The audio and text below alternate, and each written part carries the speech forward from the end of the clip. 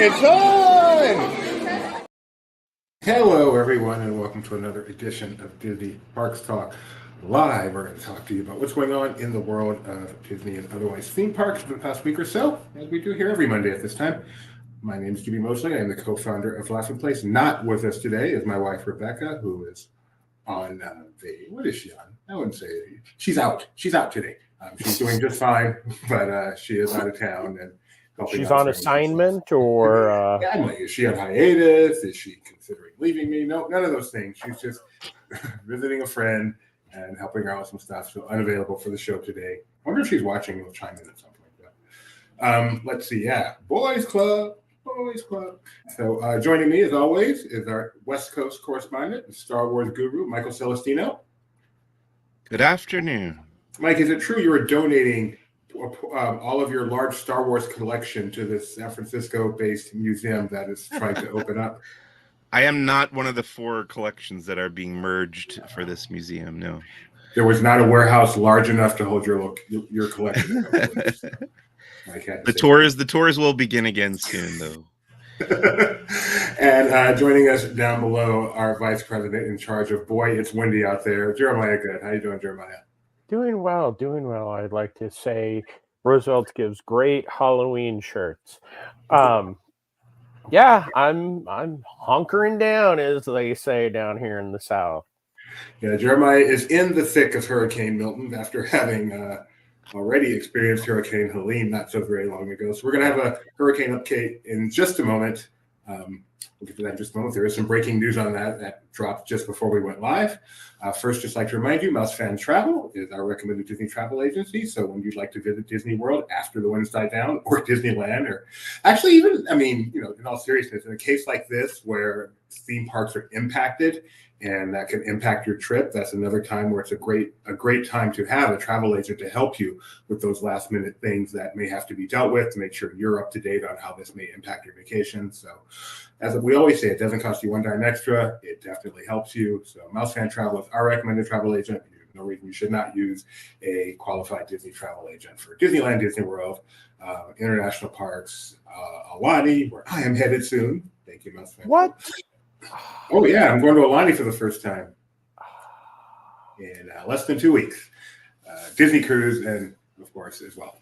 All right, let's get started. I'm so excited.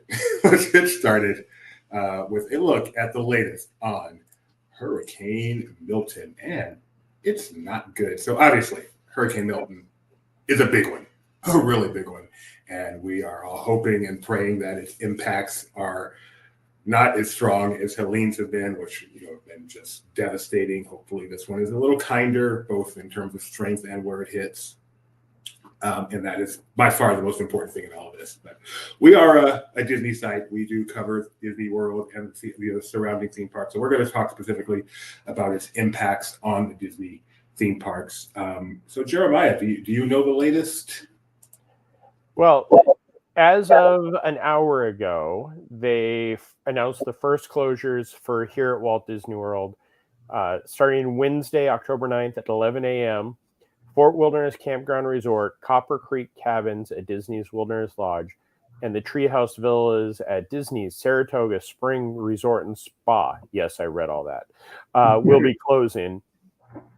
That is just the first of everything, because as that nice little map showed, it is coming for us Wednesday evening. I believe 7:00 is what they're saying.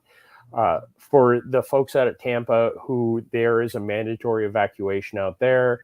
So yes, Busch Gardens and everything out there is closed. The roadways, I was watching the news earlier, how there's always those roadways that are backed up when this type of stuff happens, and they are definitely at that point. I'm predicting we have a 9:00, I think, is the next update.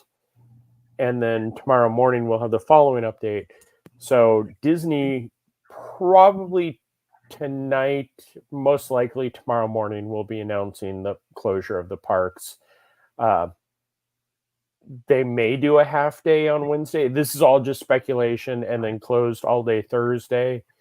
Or they may do a full Wednesday and Thursday, because right now it's Wednesday evening into Thursday morning. So the cleanup, especially if this does hit us as big as it is. I know I was out here for Irma, and as soon as the everything lifted, I drove around, and just the amount of trees that were down were ridiculous. So this is going to be even bigger. Main Street meteorologists have popped in to give us their thoughts on where this is headed. So, as Jeremiah said, as of right now, there's nothing official for Disney World theme park impacts, but they are anticipated. I think it would really have to change track for that not to be the case. But based on where it's anticipated that will be happening, we'll probably know more tomorrow. But as of right now, Disney World is open, Universal is open, SeaWorld is open, Legoland has announced some closures. They're going to be closed on Wednesday and Thursday. Peppa Park theme park is Tuesday through Thursday. And Busch Gardens, of course, down in Tampa, where things are even worse, is already announced they will be closed Tuesday through Thursday, at the very least. Tampa Airport is already closed. Orlando International Airport is scheduled to cease operations tomorrow morning. So even if the park should remain open, just get in and out. Sorry, Wednesday morning. I'm sorry. You're right. Thank you. Wednesday morning. Tampa. The amount of flights have changed today. No, let me correct both of those. Tampa is closing at 9 a.m. tomorrow, and Orlando is closing Wednesday morning. So, just getting in and out is going to be a challenge, even if the theme parks are there. So stay tuned here. Stay tuned, obviously, to all your weather, wherever you get your weather information. And if you do have a travel agent, stay in close contact with them, and hopefully, absolutely. And something that I've experienced, if you are here, and there are thousands upon thousands of people that are here currently, Disney goes out of their way to make sure that the guest safety and the customer safety are the number one thing.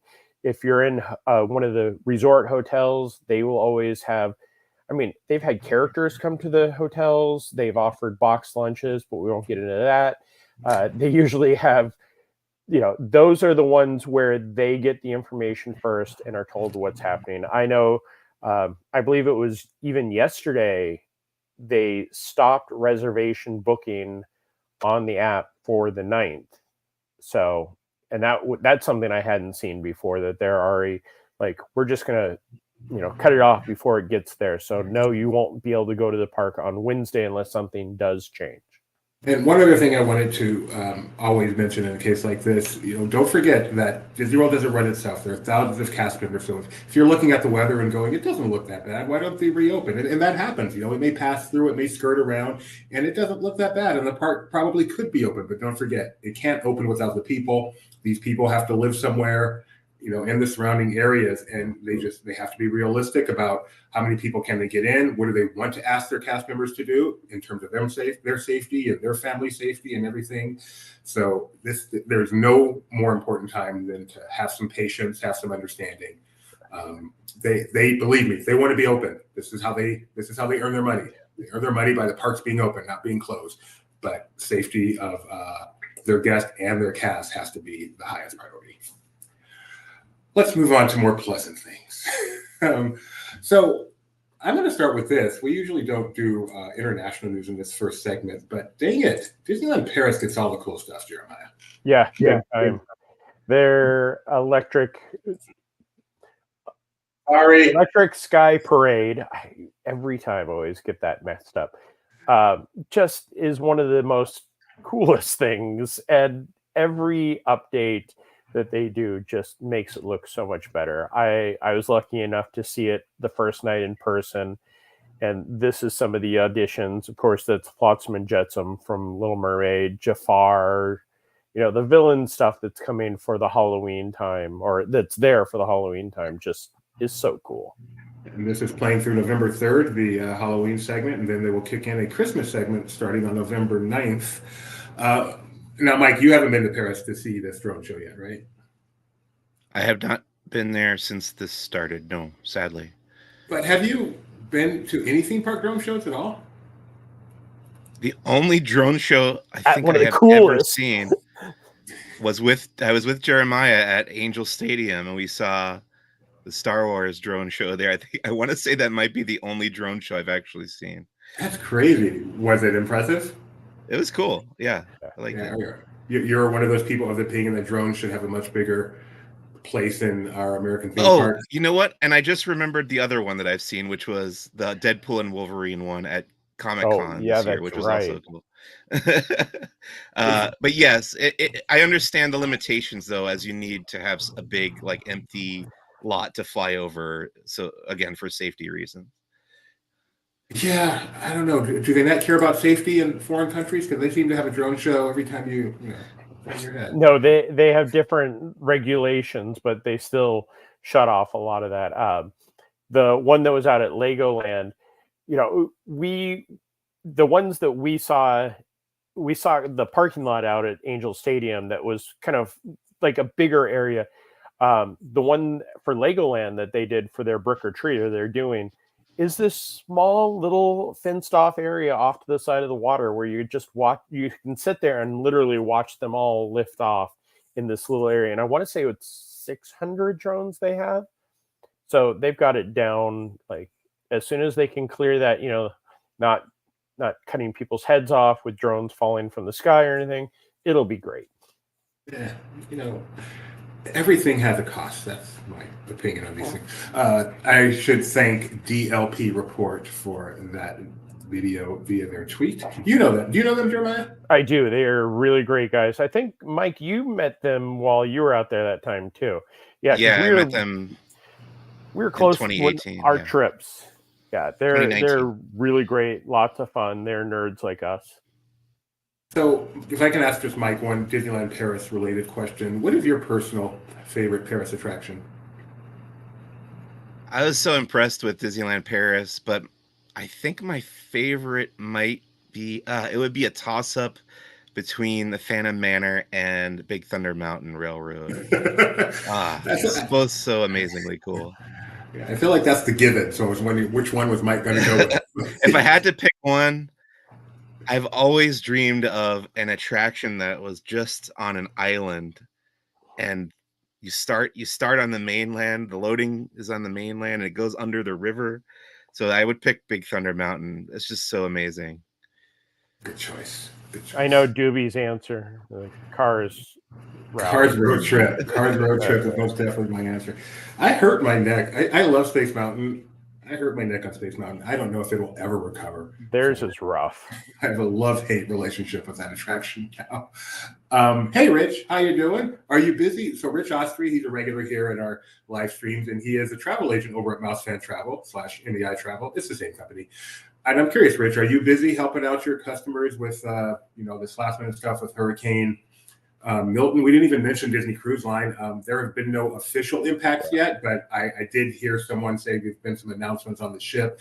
They're anticipating impacts pretty certainly for the ships that are based out of Port Canaveral, and I'm not sure about Fort Lauderdale. I did hear that they were telling guests that are leaving today on the Wish that they wouldn't be back until Friday, which I'm sure they're just like, oh, that's so much.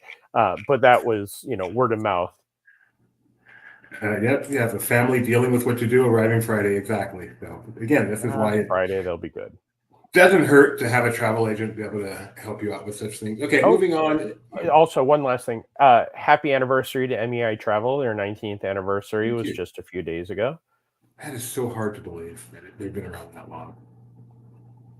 Yeah. And I've known Becky about that long. Also hard to believe.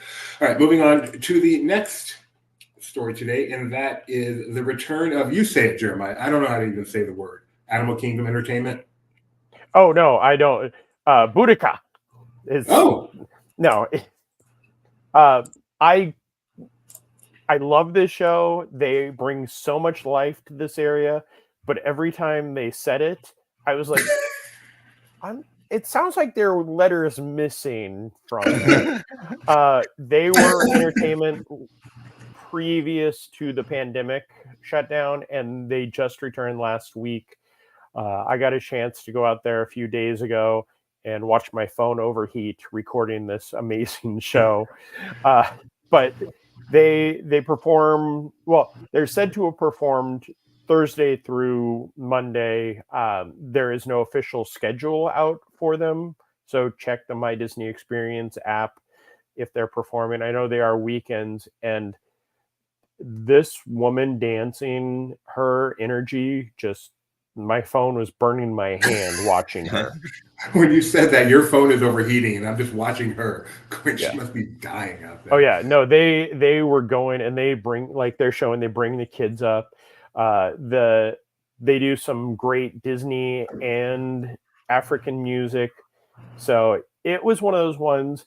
It wasn't until I saw them again that I really realized what life they breathed into that area.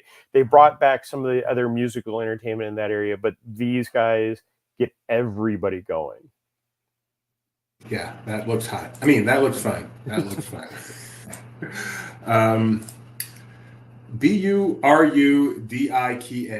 Dikka is how it's spelled. I have no idea how it's pronounced. Now, Mike, given the choice between seeing them and the Suburban Legends, which would you choose? Well, I've seen Suburban Legends a bunch, and they don't perform gummy bears either. I think I've seen these guys pre-pandemic, but I would like to see them again. So this is Harambe. Is that their always location, Harambe? Yes. I don't remember. I don't really remember them then from this area from that far back. I don't know why. Also, Polynesian Village is opening up a new tower very, very soon, and they have a preview center. Was that you that got over to that preview center, Jeremiah? Yeah, there should really be quotes around the term preview center. Preview center. Yeah, it was previously the offices where they'd go in and give you the presentation for DVC. It had been behind walls for a while, and then I walked over there, literally as they kind of like, okay, here we go. So it's a display. They have some of the artwork. They have one of the magic doors that wasn't working at the time, and this is all going to be showcasing the new tower for Disney Vacation Club. So this is just there in the lobby of the right next to like where they used to have the Thomas Kincaid or not him. Yes, it's in that exact spot. I was trying to remember what was in that spot. When they remodeled it and they put in the pineapple lanai out there, that and this took up the space. And there's the magic door, which is supposed to show you there are different locations you could choose. I think the next one is the touch screen. Yeah, there's the touch screen, and you said this wasn't working when you were there. No, it was trying to reload, and the giant door wasn't the touch screen. Although I was trying to hopefully reset it. The box in the center is hey, we're having problems. They put one of these in the DCA Preview Center that used to be over at the Golden the Preview Center. Refinery. Have you been there yet, Mike, to check out that DVC location? I have not seen the inside of the preview. I know Rebecca was able to go in. Yeah, is that open to the public, or is that like a DVC chill center? Do you know? I believe it is DVC only. Yeah, okay. I think it is a chill center, which is what it would definitely be called from now on. It's not a preview center. It's what do they call those? DVC lounge. Lounge. Yeah. Thank you. That's the word I'm looking for. Chill center. Chill center is what it should be. So as you said, Rebecca got to visit there when they did a little media preview. So I just wanted to show real quick what would be behind that door. There's the one at DCA, and then when you open the door, you get to see various destinations. This being, I believe, the Disneyland Hotel. So this will be the Disneyland destination. So that's how that works. Kind of cool. Big giant screen for you there. You're not a DVC member, are you? Jeremiah or Mike, are either one of you guys a DVC member? No. So you don't get to go to the chill center. Neither do I. Okay, let's get to some Disneyland Resort stuff where apparently new turnstiles are coming, right, Mike? Yeah, so we saw these tested earlier in the year at California Adventure. And through a report from the Orange County Register, we have now learned that work is scheduled to begin on Monday. That is meaning today, October 7th. And they're going to start with the first bank of turnstiles on the west side of Disneyland's main entrance. And then the whole project is expected to be completed by next year, 2025. It's going to be done in phases with 38 gates being installed at Disneyland and 24 at California Adventure. We saw the test earlier. Yeah. And then it has Magic Band scanners attached. allowing guests to tap directly into the park instead of using a cast member's device. So phasing out the human beings, I guess, at the gates there. I think that's the title of the project, phasing out the human beings. So Universal out here, and it hasn't made it to Universal in California yet, I don't think. They have the new system where it is essentially they scan the pass and then they do the face recognition program, and I believe that's exactly what this is going to be. But the magic bands will be the new step. But they do have to have cast members around, so fading them out. Phasing out of the cast members into the DVC Chill Center probably will not be the full name of it. Go ahead, Mike. They did say that cast members were positioned on the other side of the gates to ensure that tickets are valid and to help with any concerns. So I guess the cast members still there. They're just less involved in the process. I was at Disney Career. I saw some casting where they're looking for some Asimos to come handle the turnstile. So I really think it's just a matter of time. They just got to get them out of Autopia. And then there's some... I say that to my son just to drive him crazy. Savings. Speaking of Rich Ostry over there, I hope you're taking lots of calls for the latest offers from the Disneyland Resort. What are they, Mike? Well, if it looked like I was reading off the screen last time, we don't want to make mistakes. Newscasters read. Nothing wrong with that.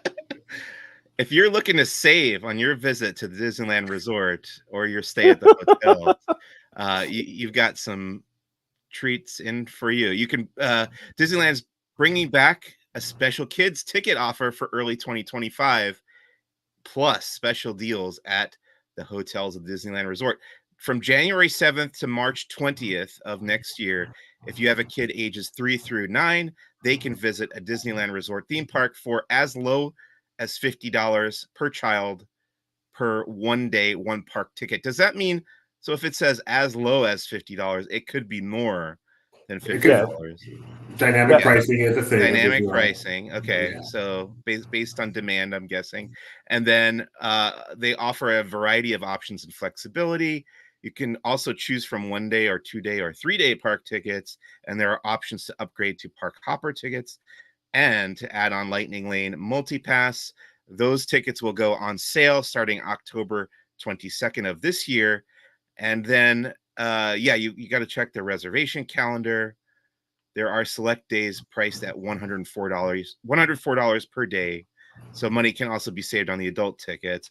So as far as the hotels go, there are savings up to 25% on select stays of 4 nights or longer on weekdays or weekends at Disneyland Hotel, Grand Californian Hotel, or Pixar Place Hotel based on availability. You can also save on standard and premium rooms at the Grand Californian Disneyland Hotel and the villas at Disneyland Hotel, and up to 10% on guest rooms at Pixar Place, Sunday through Thursday nights based on availability.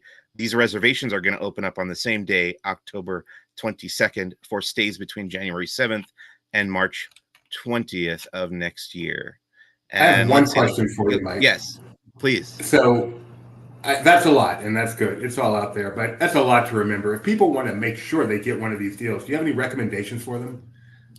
Well, I have 2 recommendations. One is we have all this information at laughingplace.com. And then within that information, you're going to find a link to visit our friends at Mouse Fan Travel.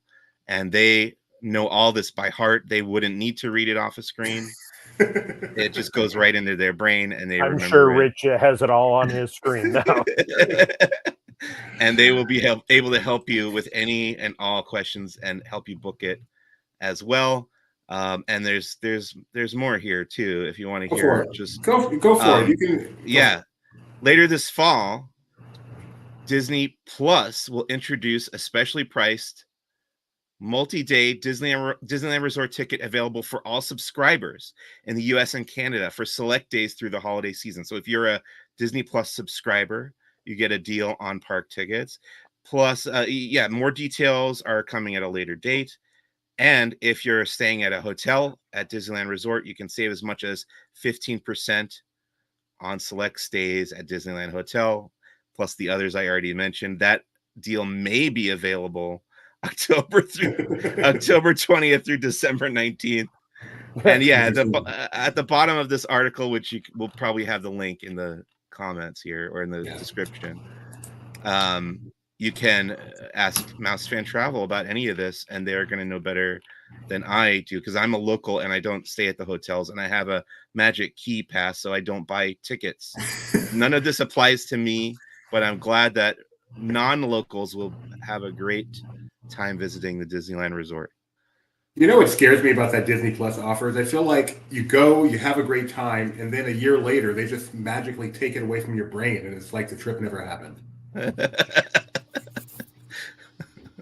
So, but they got a tax rebate, so it works out. Oh, hi, Bloom. I'm sorry you can't join us today, but the nice thing is you can watch all this later. Enjoy your ballet plie. That's the extent of my ballet knowledge. Are you going to plie for us, Steven? I am not. I did. It's under the camera, but it happened. It happened. So, Mike, you want to take a minute and tell us about it's in the Southern California area, so it counts. Yeah. So I didn't go to any theme parks last week, but I did go to LA ComicCon over this past weekend. And I want to say I've been to all of these since they started like a decade ago. It used to be called Kamikaze. Then it was Stan Lee's LA ComicCon for a few years.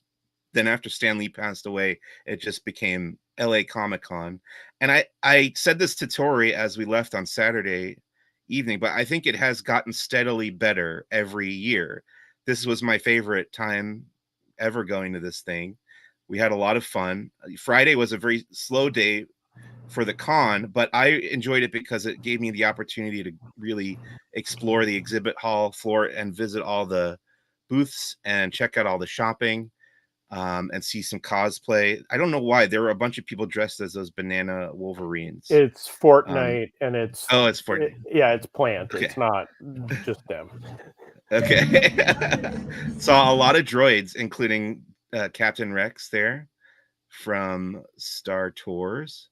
That's sorry, I didn't hear you. That's remote control, right? That's not someone in a costume.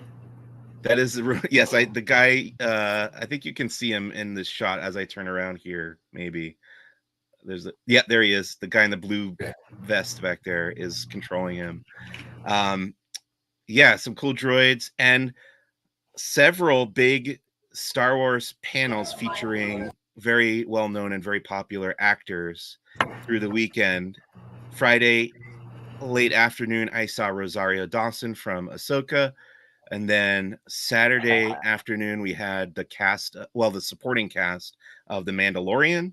And then the big one late Saturday afternoon was Ewan McGregor, who got a huge response and a big crowd there watching his conversation. And he, again, my wife Tori went with me on Saturday, and all we could talk about afterwards was how charming Ewan McGregor is in person. Like you can't help but really enjoy watching the guy talk. He seems so down to earth and so modest and friendly to fans and welcoming and happy to be there and excited about Star Wars still, which is great to see.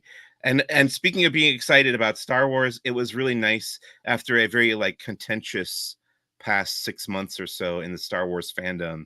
It was nice to be in a crowd of very positive, enthusiastic Star Wars fans.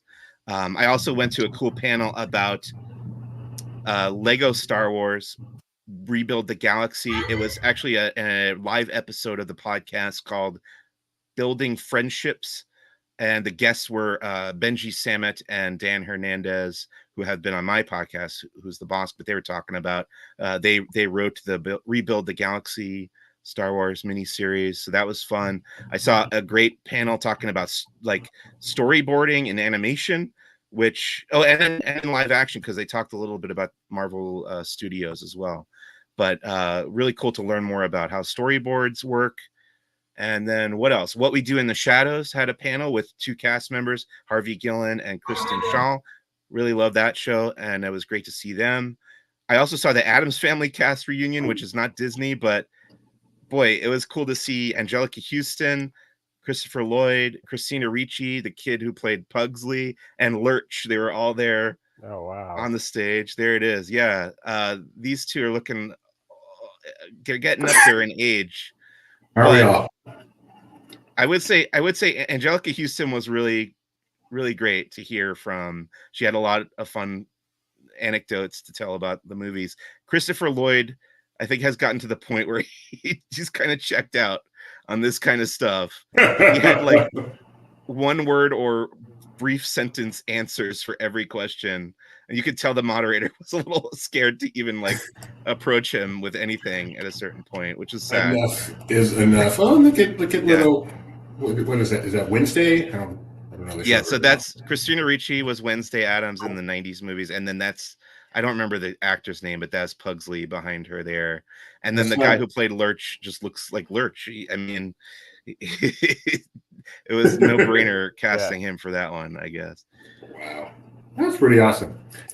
That's pretty awesome. Well, get you all hyped up and excited even more so for Star Wars Celebration. Yeah, that's gonna be a blast. Looking forward to that for sure. And next year. I will say, another thing I want to say about Ewan McGregor, he did. So I've seen reports of this at other conventions where he'll say like, "Oh, I would love to do Obi-Wan Kenobi season 2 or whatever." But this time, like, he got asked some very specific questions about what he would want to do in the future if he were to do more Star Wars stuff, and he said he would love to do a Star Wars, the Clone Wars Clone Wars live action movie. And he suggested that they use like de-aging technology to make him and Hayden Christensen look younger, so it would make sense with the timeline.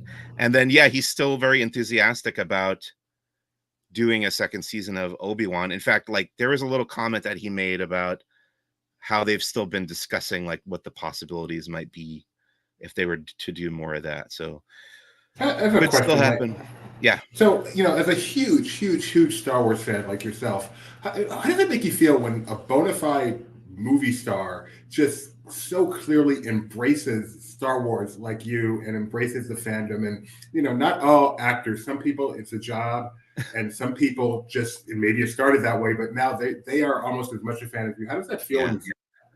Well, you got to remember that Ewan McGregor was one of the first actors ever cast in Star Wars who grew up as a Star Wars fan.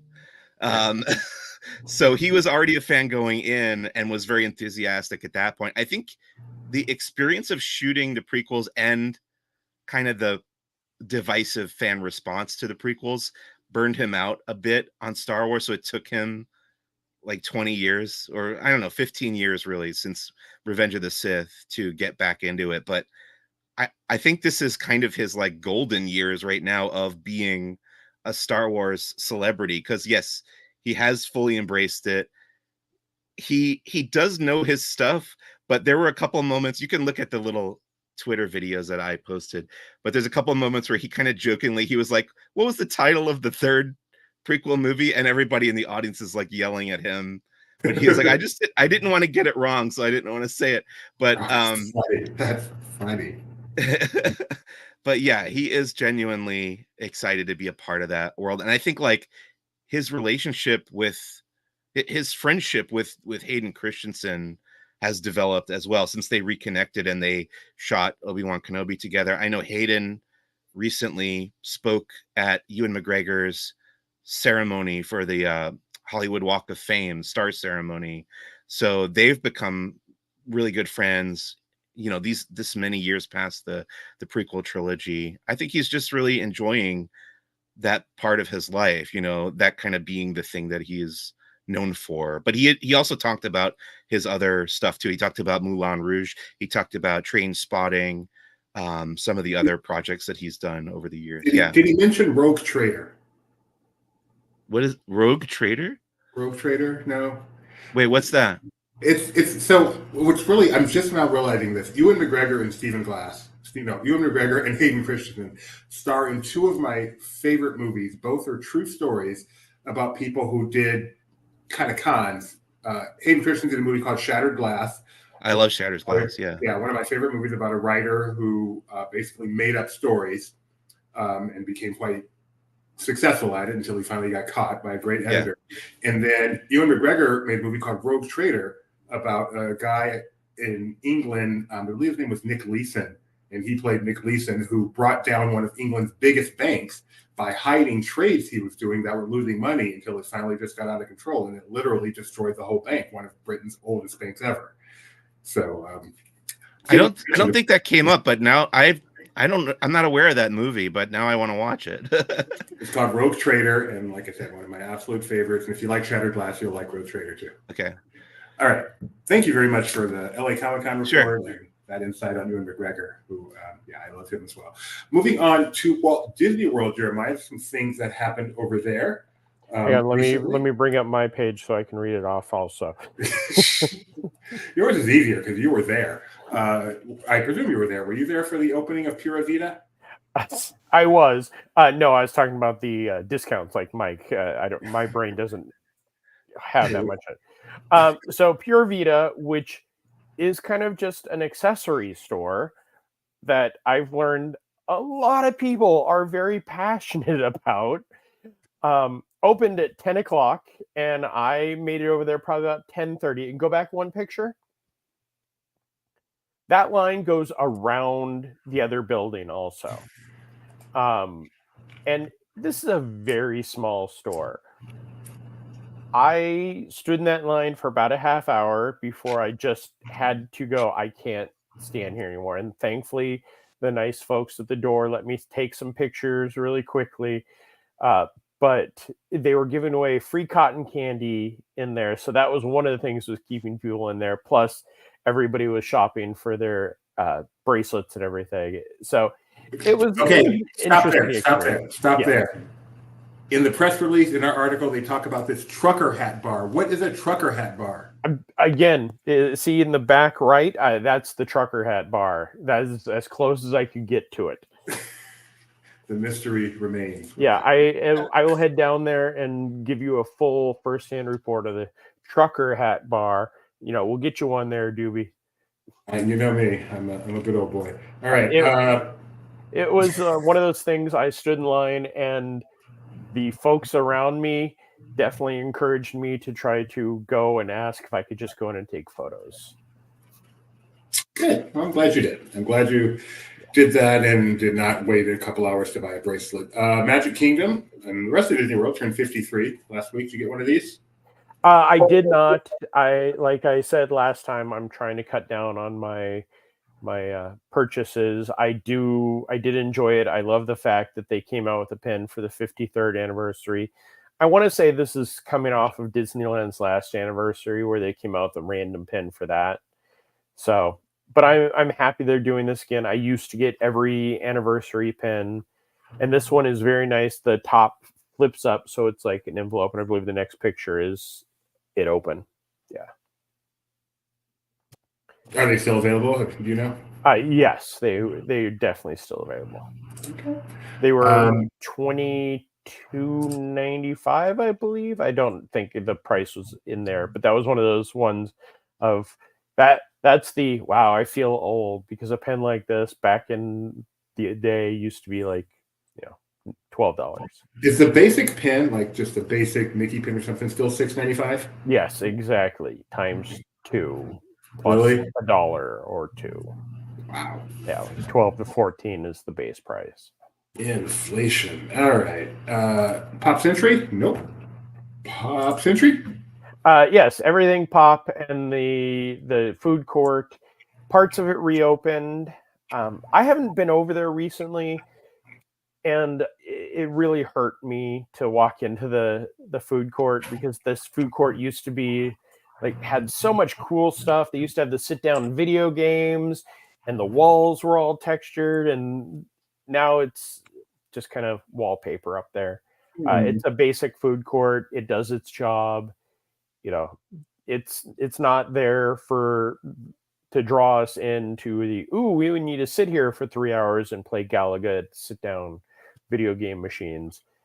But it's open. It's not complete yet. They're still working on it. I know that I think it was next week was when they're expecting to have it. While I was sitting there eating my meatballs and pasta, I could hear the very hard work that was going on behind the curtains. Does that make it go down better? Yes. Work meatballs. They used to be our go-to food court when we wanted to, just go have something quick.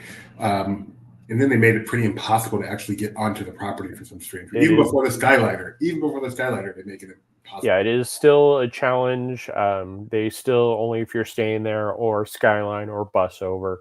One good thing about it, they still do have the tie-dye cheesecake, which even though I think I had it once, every time, that was the first thing I went looking for because they no longer have a bakery section that used to be on the outside. Now it's just all those. Well, I don't know if it's going to reappear, but they have the refrigerated, and that's where they had the sign for the tie-dye cheesecake. None were in there. And then now it's time for the portion of our program sponsored by Mouse Fan Travel called LPers Can Read. 2025 savings available to purchase now. Guests can save up to $200 per night with a 3-night, 2-day room and ticket package available at select Walt Disney World resorts and hotels for stays most nights, February 26th through June 30th. This is a big one. This is next year. And this is, coming out of the marathon season and towards the President's Day weekend. The $200 per night on select hotels. The $200 per night is usually, the more expensive hotels. So when you start looking at the Pop Centuries, if they are available, the savings will be less, but it is a good way to go. Also, if you're a Florida resident, you're able to save up to 30% on a room stays for most nights from February 23rd to April 30th, and 25% on room for stays most Sundays to Thursday nights, January 1st to February 20th. So it's a great time to come out. And if you're a resident, do a staycation. That is one of those things, every time I get a chance to stay on property, I jump at it just because, yes, it may be literally around the corner for me, not having to worry about anything and just hopping on a bus is always fun. Awesome. Mike Celestino, do you have a set of keys? I do. Do you have them close by of any chance? No,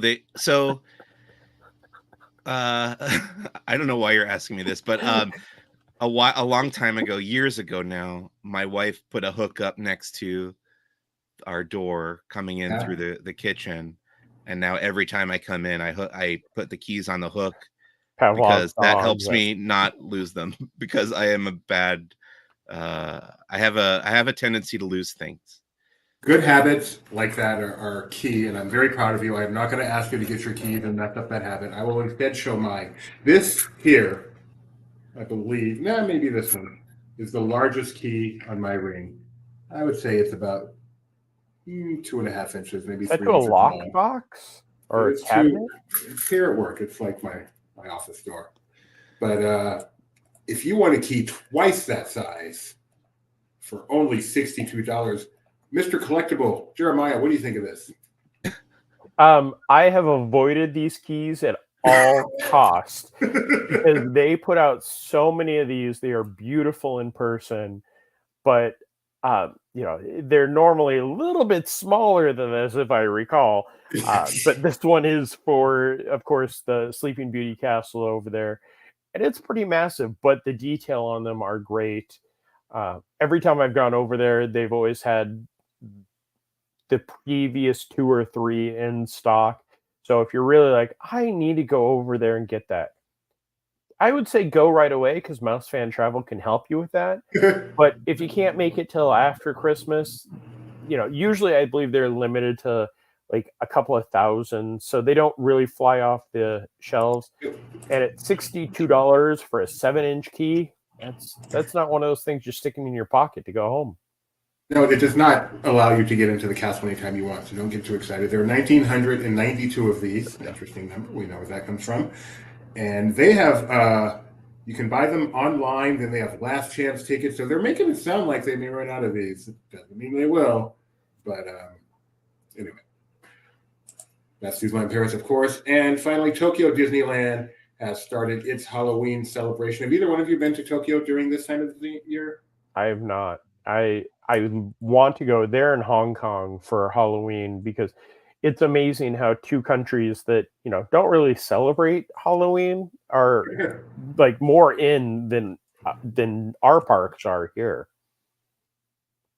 So we have a lot of pictures from thank you Tetsuya, one of our contributors here, for getting over there and getting us a lot of pictures. Their Halloween celebration runs through November 7th. Jeremiah, was there anything else you wanted to talk about today? Yes. So this past weekend, I know Mike is a little sad about this because he didn't get a chance to make it out here. HelsiCon.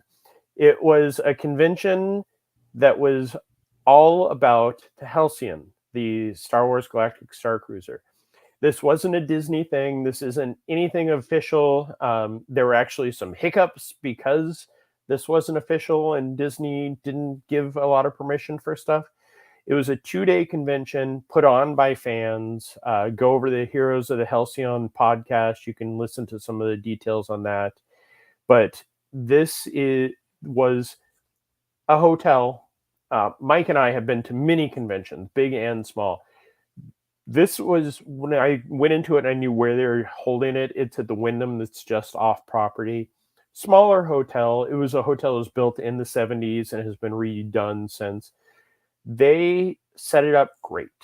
They had a welcome muster. And if you aren't familiar with the Halcyon or the Star Cruiser, we have a great video that stars Mike that talks all about his story. And you can find a lot of feedback about that. But they sent out the, hey, who wants to do a panel? Hey, who wants to create some merchandise? And it was all fans. I walked in there going, you know, I think this is going to be an entertaining weekend. I walked out going, man, I hope they do a second year. And that's everybody that was there was screaming at the end for the second year convention. They had panels. One of Mike's good friends, Nick, talked about alternate reality game playing, which can lead out of the Star Cruiser. There was some great action figure, like custom action figure, which Mike, I have a contact for somebody that you should have on your podcast about that. Okay. You know, role playing, improv. It wasn't, we're so upset the Star Cruiser's closed. There was a little bit of that at times. They had an actual round table upstairs where people can, at the convention, come up and sit and just, you know, wax poetically about the Star Cruiser and why they miss it and the things that Disney did wrong about that. I was in one panel and somebody started that conversation. I proceeded to leave because nothing we can do. It's a year later. But they started this plan a year to the day. I was there. They had a party after the last day of the Star Cruiser at Planet Hollywood in Disney Springs, and the HelsiCon came out of that party a year to the day. They had a very successful convention, full of people, all loving it. It's one of those times, like Mike talked about the Star Wars community at the con where they kind of came together. This was a convention like going to the old NFFC conventions where it is all Disney loving people. You know, if you need to start a conversation with somebody, you just go, so what's your favorite ride? All of these folks love the Star Cruiser. There were people there that never got a chance to go on the Star Cruiser. And they were saying how much they love this convention. One of the fun ones, Michael enjoy this, and people go, what is it talking about? They had the trial of Lieutenant Croy on there, which is kind of the villain of the Star Cruiser. And at conventions, especially San Diego Comic-Con, they'll do trials of villains. So it was a fun presentation. Smaller rooms, some of the most imaginative pieces of merchandise that fans created. They had wooden lightsabers. There's one that's the wish I could remember the name of it. Cardboard Galaxy, I believe, is the name of it. And he creates cardboard backdrops for action figures. And he recreated just for the con a bridge and the lounge. So you could take your Star Wars action figures and put them in there like they're on the Star Cruiser. Necklaces, everything that could possibly glow, they were creating. Beautiful pieces of art. And thankfully, I did come away with absolutely no extra money spent. All of my money that I spent, I donated to HelsiCon 2. But it was one of those things that I was lucky enough to go on the Halcyon twice, and the memories do fade after a little while. And there was one panel, it was about nostalgia, and it wasn't, hey, let's talk about the Halcyon. It was a college course in psychology of why nostalgia affects you like it does and how it affects the brain. And it was the most interesting thing. I told the guy afterwards, I'm like, if my college classes were like this, I could have gotten a doctorate or anything. But it was just lots of fun. The end of the night, everybody was crying. It was just a blast. They had, they had lightsabers spinning, how to do that. They had a great VR that was a fan-made VR of the Halcyon. And then they had a Sabacc for charity room that all the money that was raised went to, again, I can't remember the exact name, but it was Magic on Wheels. It was helping with the wheelchairs and creating and helping out guests with disabilities. So did you see anyone cosplaying as Lotico Fenton? No, I did have a few conversations about Mike because people came up to me like, "Weren't you on your first cruise?" I'm like, "Yes, I was the guy holding the camera for Mike." Again, Mike's good friend Nick gave some amazing presentations. Mike kind of warned me he's one of the smartest people in the world, and my God, he was. It was so great to sit and talk to him. So it's one of those things. If you had the chance to visit the Star Cruiser, and this comes around next year, I would say if you want to relive the camaraderie and the feel of being on it, this is the best way you'll ever get it. If you weren't one and you just want to get on to hopefully feel it, there were definitely times where just walking through the halls, there were people cosplaying as just about every character, which was amazing. But not Lotico. All right. Well, thank you, Jeremiah. Thank you, Mike, for being here today. Anything else anyone wants to mention before we say goodbye? I think I'm good. Yeah. All right. Well, hopefully we'll be back next Monday with our... Oh, you're not going to be here next Monday, are you, Jeremiah? No. So we'll see what the schedule does to us going forward. But please join us tomorrow morning at 9:30 a.m. for the Disney Morning Show with myself and Kyle. And we'll catch you up on everything that happened between the last show and tomorrow's show, as well as what else you're going to find here on Laughing Place. Please take a moment, like, subscribe, ring the bell. And if you really like us, click that join button. Bye, everybody. Bye y'all.